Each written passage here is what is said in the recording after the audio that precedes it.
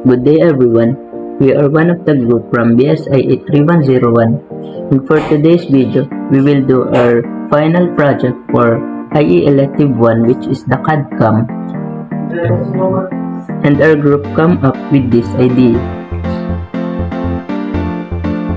The first thing to do is to open a new file and then click assembly, then OK.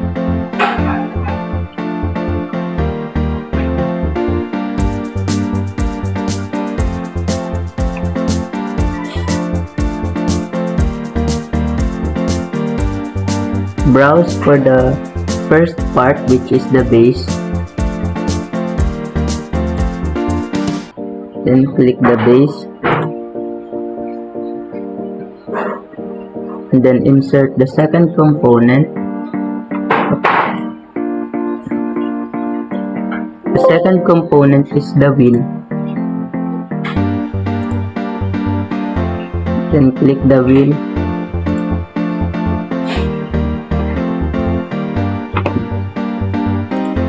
We need to rotate the wheel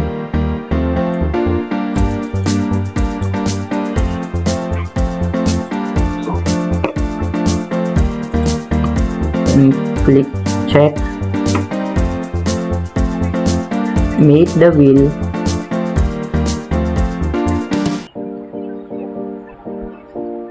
Click concentric.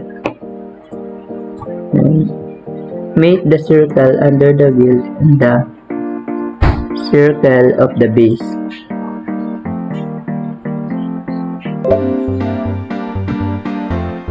Click check.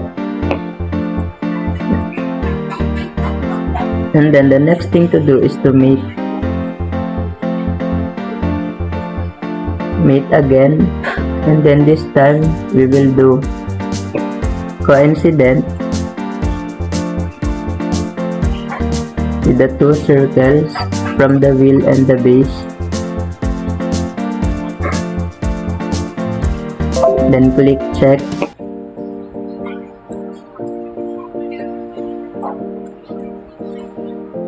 Next thing to do is to insert the third component or the third part, which is the mover. Place the mover.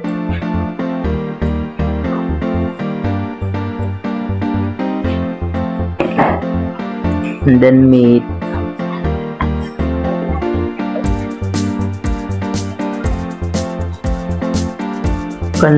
Click concentric and then the circle under the mover and the other circle of the base.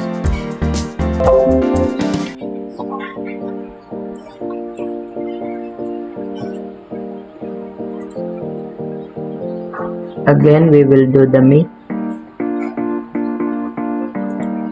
concentric, and then the two circle.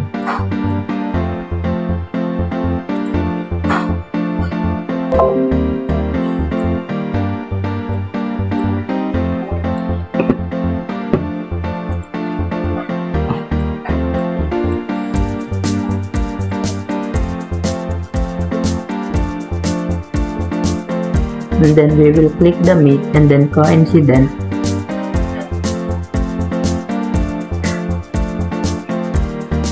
We need to click the circle under the mover and its edge.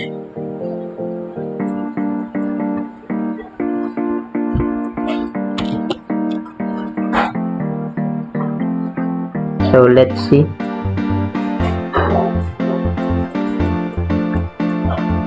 So okay, we will proceed to the next part. Insert the component, which is the support.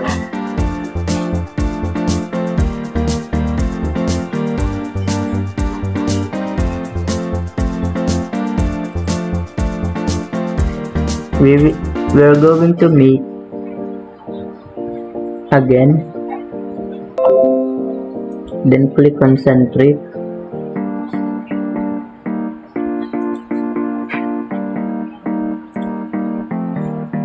of the support and the base. Click check.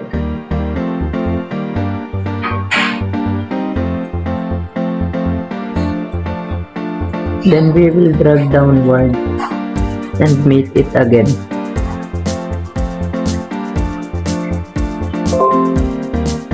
Click coincident and then mate the two. So click check.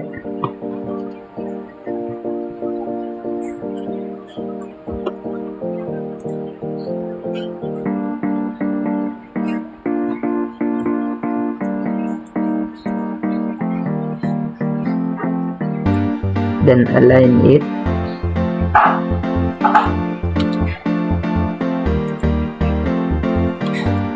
Now we are done in the assembly phase.